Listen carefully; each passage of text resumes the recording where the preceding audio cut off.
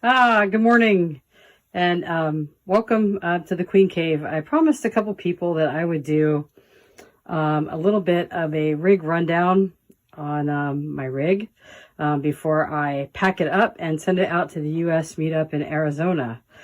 And also, so I remember how on earth it goes back together when I get it back.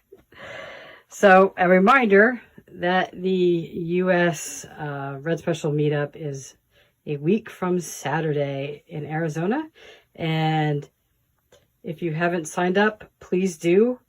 These are the meetup t-shirts, which are really cool. And as you can see on the tag, all the profits go to Sir Brian May's Save Me Trust.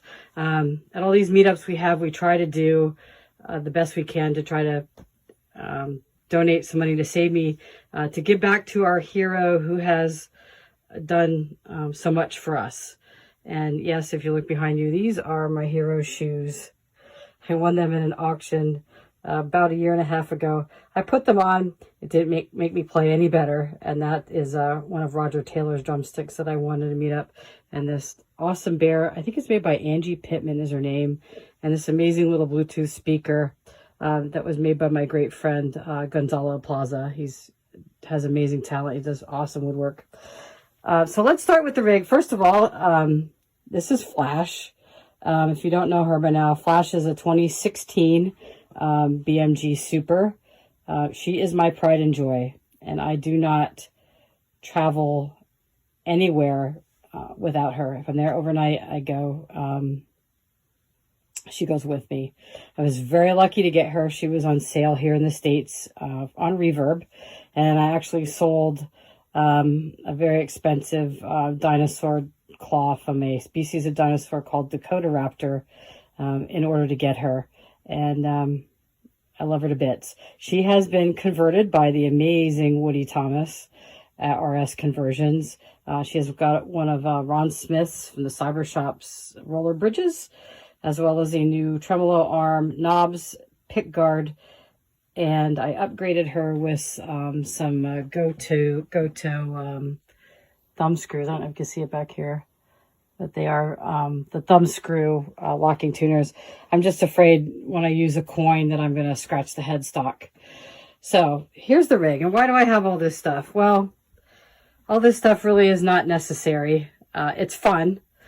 But the one thing that you have to remember, and this is a quote from my good friend Thomas Brunkard, all the AC30s in the world are no substitute for a well-rehearsed pair of hands and ears. And that is so very true. In fact, I have it written across my music stand because you got to just keep that in mind. But none of this rig or anything would be possible without my good friends at the Red Special Forum.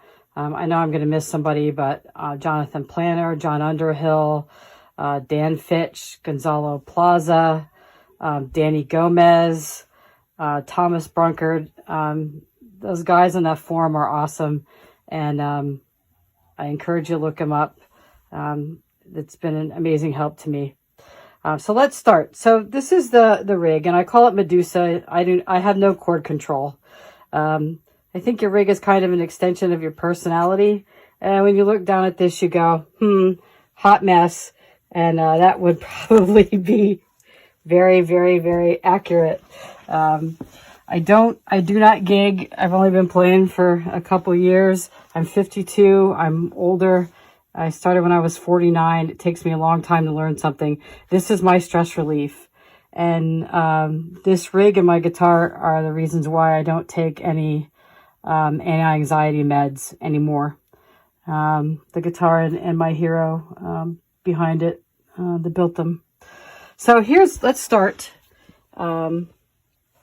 First in line are the treble boosters. On the board are the Yonder Bosk treble booster. This is my favorite booster, and there's an argument as to whether I'm going to be buried with that. The KAT, which is probably an awesome booster, and I usually on most pedal boards.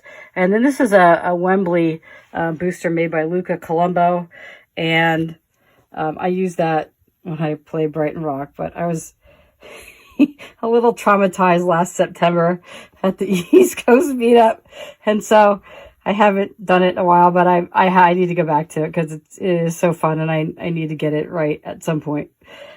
Here's the Fryer Mayday, which I use with my AC30 that's behind. The AC30 is an AC30 S1. It is not the droid you're looking for when you want to build this type of a rig. I call that amp the mother-in-law. When my mother-in-law comes over, I plug the AC30 in along with my two Boss Katana 100s and hook it up to my Jackson that I got from the amazing people at A-Strings with high output humbuckers, and she leaves in about 5 minutes. And then everything runs into the KAT mini rig. I love this thing to pieces. It's your input for your booster. It has a return and send for the Foxx phaser. I believe this is a 2006 reissue.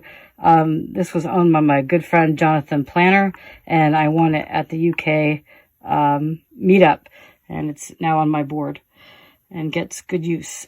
And then you have your center that goes to your dry middle amp, and then you've got the left chain that goes out to my TC Electronics G Major. It's on chorus right now. If you push this B button on the MIDI commander, it'll change it to, I don't know if you can see it, a delay, Brighton Rock. You all know why I'm laughing. And then off to the phaser if you wish to use that. I don't usually use the phaser on this. I use the Foxx phaser. And back to chorus. And then it goes straight out through balance cables. I don't know what the reason are for those, but Nigel Knight recommended balance cables, and he's an absolute genius, so I just listen to what he says. This mini rig also has a tuner hooked up to it. It's a electro harmonics tuner, which I use all the time. And then it's currently going out, the unit goes out to these three KAT Studio One amps. They have a built-in attenuator, and I actually have not opened all three of these up, but they are absolutely amazing for playing in a basement as I do, or in a bedroom. They can go really, really quiet. And the really cool thing about these, if you use the G major, is that there is a dry kill on the G major.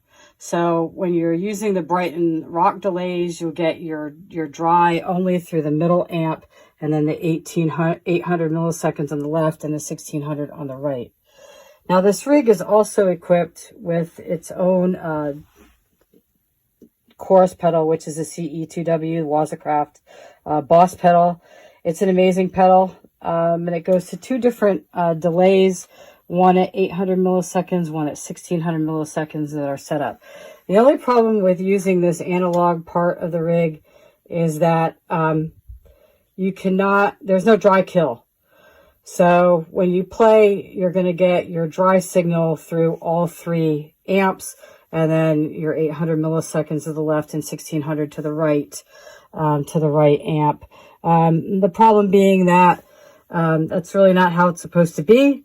But if you try to set these up using the different inputs and outputs, you'll either kill your chorus, or you won't have chorus at all. You'll just have the dry and then left and right, which kind of defeats the purpose of having a chorus pedal in my mind. So, and then we've got the three, this is brand new. I just hooked these up the other day. These are the three, new Vox, the Brian May amp, and then, the MV50s, with the plain, Vox kits. I'd love to have all three red, but they're limited edition, and when something is a limited edition, you should, be a decent person and only take one. You don't need more.